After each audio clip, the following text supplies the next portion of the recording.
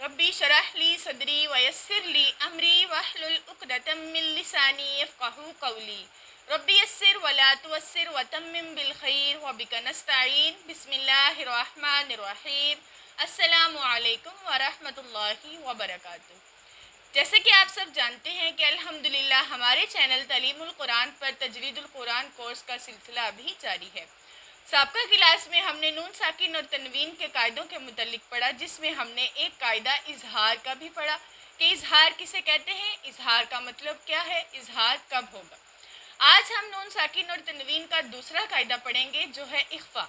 उसके मुतल्लिक जानेंगे कि इख्फा क्या है, इख्फा का मतलब क्या है, हरूफ इख्फा कौन कौन से हैं और इनका कायदा कब और कैसे अदा किया जाएगा। तो आए आज सीखते हैं हम हरूफ इख्फा और नून साकिन तनवीन का कायदा इख्फा कब होगा। तो आज की क्लास में हमने पढ़ना है नून साकिन और तनवीन का एक और कायदा जो कि है इख्फा। नून साकिन और तनवीन के कायदे जो हमने पढ़े वो चार थे: इजहार, इख्फा, इदगाम और इकलाब।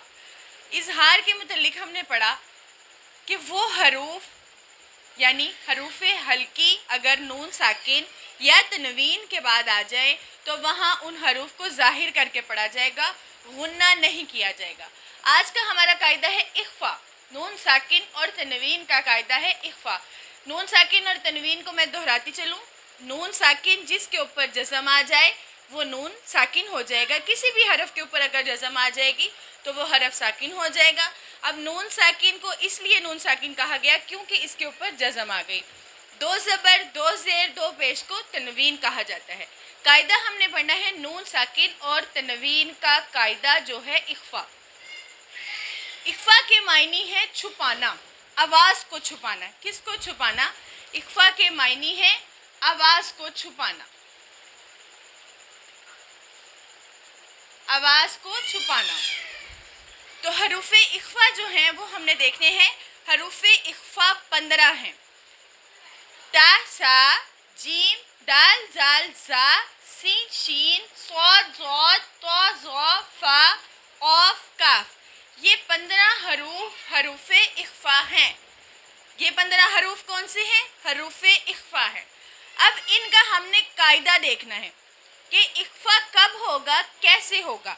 हरूफ इख्फा ये 15 हैं। ये आप अपनी नोटबुक पर नोट करें और इनका कायदा समझें कि नून साकिन और तनवीन के बाद अगर हरूफ इख्फा, ये सब हरूफ इख्फा हैं, हरूफ इख्फा में से कोई भी हरफ आ जाए तो उस पर गुन्ना किया जाता है, यानी नाक में आवाज़ ले जाई जाती है। गुन्ना के मुतल्लिक हमने पढ़ा कि गुन्ना गुनगुनी आवाज़ को कहते हैं जो नाक के बांसा यानी नाक की जड़ से निकाली जाती है।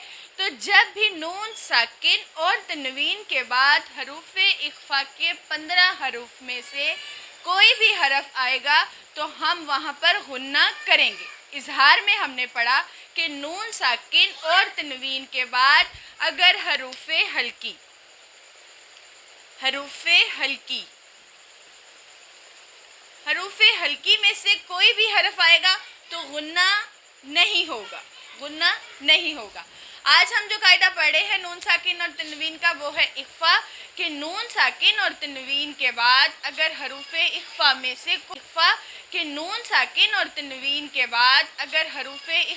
से कोई भी हरफ आ जाए तो उस पर गुन्ना किया जाता है, यानी नाक में आवाज़ ले जाई जाती है। और ये आवाज़ 2 सेकंड की होगी या 3 सेकंड की होगी, जैसे अन। अब इसको हमने आवाज़ को छुपाना है और गुन्ना करना है।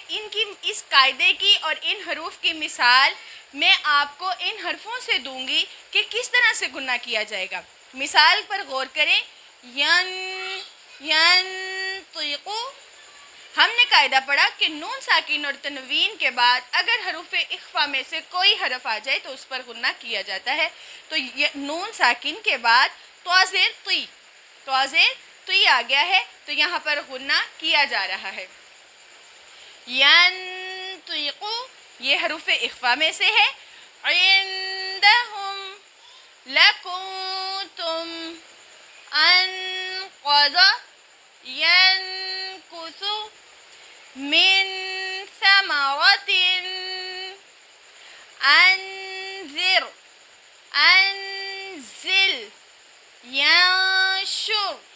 ینصر. تو یہ ہم نے قاعدہ پڑھا حروف اخفا کا کہ اخفا کب ہوگا، اخفا کے معنی کیا ہے، اور یہ نون ساکن اور تنوین کا ایسا قاعدہ ہے کہ جب بھی ان حروف میں نون ساکن اور تنوین کے بعد ان حروف میں سے کوئی بھی حرف آ جائے گا تو وہاں پر اخفا ہوگا. یہ ہم نے نون ساکن کی مثال سمجھی.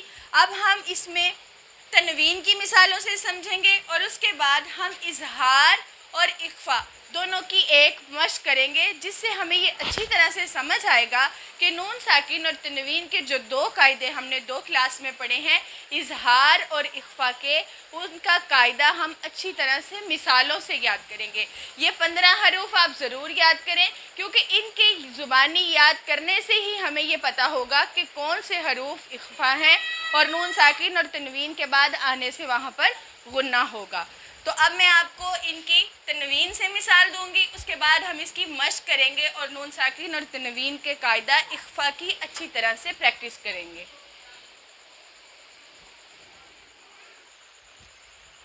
پچھلی مثال میں ہم نے نون ساکن کو دیکھا، اب اس کی مثال میں ہم نے تنوین کے ساتھ دیکھنا ہے کہ تنوین کے بعد اگر حروف اخفا میں سے کوئی حرف آئے گا تو وہاں بھی ایسے ہی غنہ ہوگا جیسے نون ساکن پر ہوا تھا.